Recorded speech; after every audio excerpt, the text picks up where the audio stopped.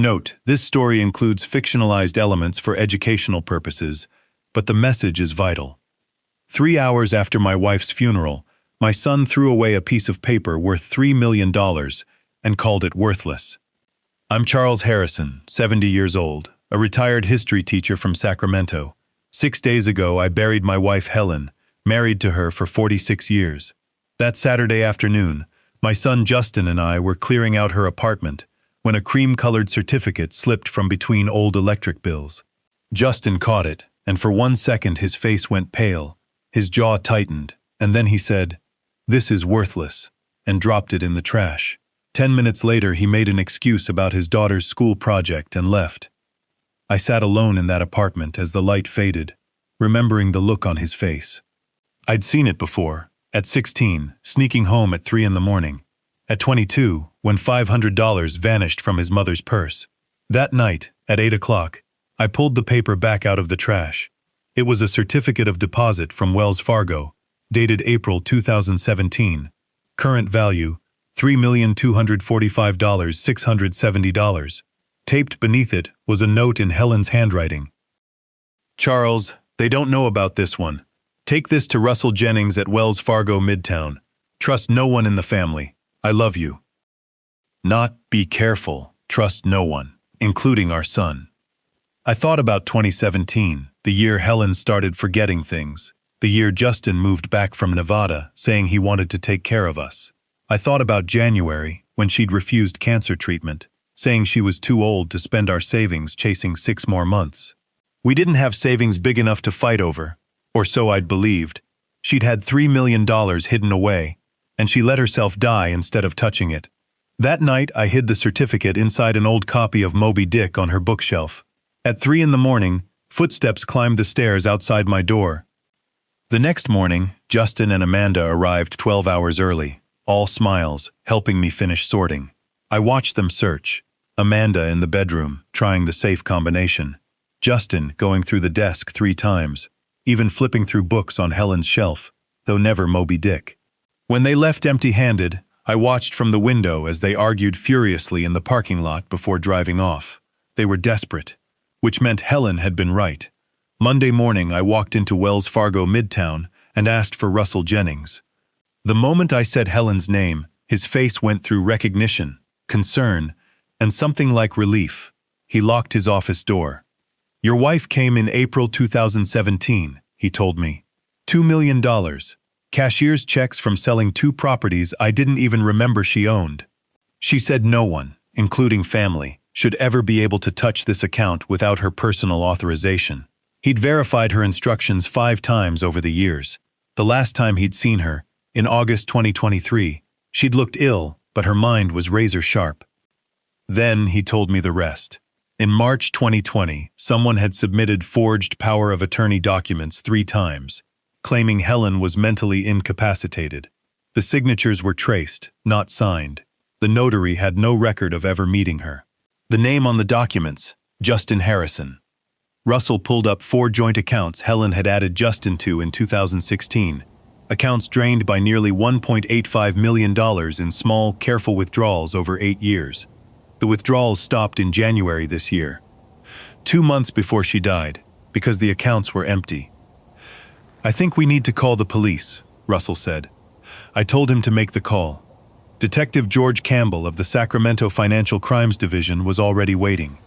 Helen, it turned out, had walked into his office in August 2023, 6 months before her diagnosis, and filed a sealed complaint with explicit instructions: do nothing until after her death, and only after her husband found the certificate and brought it to Russell.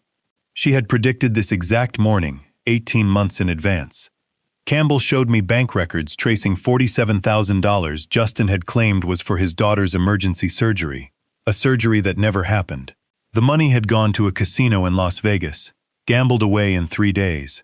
He showed me a Delaware shell company called Garrett Holdings, registered by Justin in 2018, which had funneled $847,000 through offshore accounts in the Caymans and disguised it as consulting income.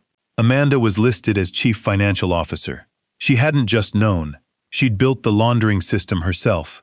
That evening I met Helen's attorney, Clarence Piton, a man she'd trusted since law school. He handed me a storage box labeled, "Harrison Case, to be opened only after my death." Inside were 7 years of documentation, forged signatures, fake medical bills Amanda had invented, screenshots of coded texts between Justin and Amanda.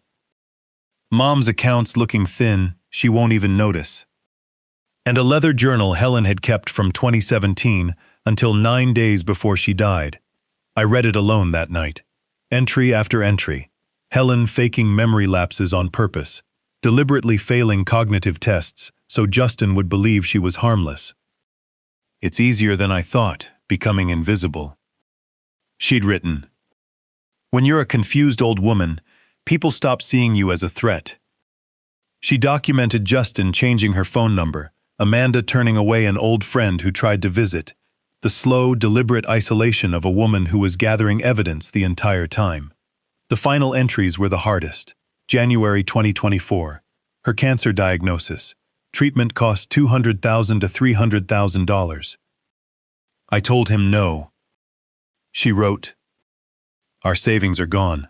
Justin took them years ago. The only money left is the certificate, and if I touch it, there's nothing left to prove what he did. The money isn't for me anymore. It's evidence.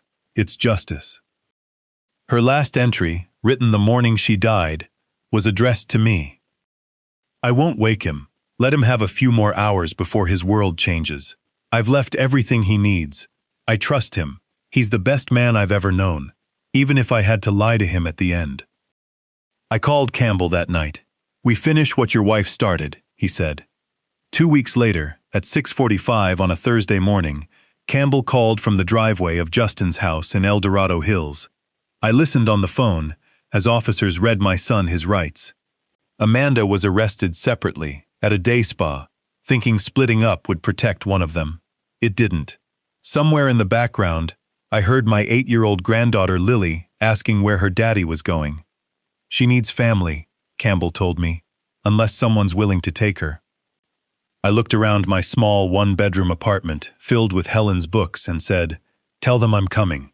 The trial began that May at the federal courthouse downtown. 13 counts: elder financial abuse, forgery, money laundering, conspiracy. Prosecutor James Whitman built his case methodically. Russell Jennings testified about the forged documents.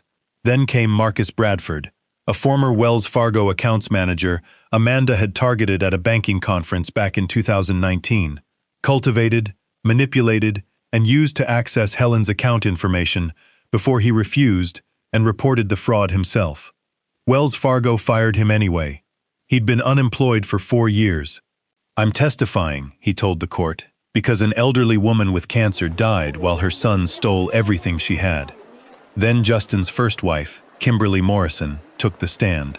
A marriage I hadn't even known ended over Justin secretly draining her personal savings into an account controlled by the woman he was having an affair with. Amanda Palmer, his current wife. The courtroom went silent. The final witness was Helen herself, a sworn video statement recorded in Clarence's office 3 years before her death, anticipating exactly this moment. On the screen, thinner but clear-eyed, she explained everything. The theft, the fake dementia, the certificate, her refusal of treatment. "I'm choosing to die with the evidence intact," she said. Then, directly to Justin, "I would have forgiven you if you'd admitted your mistakes. But you chose to steal from me while I was dying. I can't forgive that." Then, to me, "Charles, some things are beyond forgiveness. Use the money to help other people. Take care of Lily. And please, my love, live." The jury deliberated 3 hours. Guilty on all 13 counts. Justin received 10 years in federal prison. Amanda, 5. Both were ordered to pay $1.85 million in restitution. At my kitchen table, I opened one final envelope Helen had left with Clarence. Instructions to open only when it was over. She asked me to set up a foundation in her name to help other elder abuse victims. She asked me to raise Lily, to teach her that love doesn't have to come with conditions. And she asked me to teach her granddaughter to play chess. 6 months later, the Helen Harrison Foundation opened its doors on J Street, 3 blocks from the bank where this all began. Marcus Bradford works there full-time now, helping other families spot the warning signs he once missed himself. By December, we'd helped 20 families recover what had been stolen from them. Lily moved into Helen's old sewing room, painted lavender, decorated with constellations. She started therapy. She started smiling again. One Sunday afternoon in December, she beat me at chess for the first time, looked up with her grandmother's eyes and said, "Checkmate, Grandpa." I heard Helen laughing somewhere in the winter wind. We visit her grave together. Lily always brings a white chess queen and sets it on the headstone. Underneath Helen's name is a line Lily found in the journal, underlined 3 times. "The truth is patient. It waits longer than any lie." Justin has written 3 letters from prison. They sit in a drawer, unopened. Someday, when Lily is older, that choice will be hers, not mine. If you've stayed with me this long, thank you. Now let me be honest with you the way Helen was honest with the world, only after she was gone. Don't be like me. Don't let love make you blind to betrayal. For 8 years, my wife fought a silent war while I remained completely unaware. I trusted when I should have verified. I believed when I should have questioned. If you're caring for aging parents, check their accounts. Ask uncomfortable questions. Family doesn't guarantee honesty, and blood doesn't guarantee trustworthiness. Financial elder abuse destroys families quietly, every single day, and mine was just one story among thousands. Have you noticed warning signs in your own family? Do you check on your parents' finances the way you should? If this story moved you, share it. Someone in your life may need this warning today. This story blends real patterns of elder financial abuse with fictionalized characters and events for educational and emotional impact. The warning, however, is real.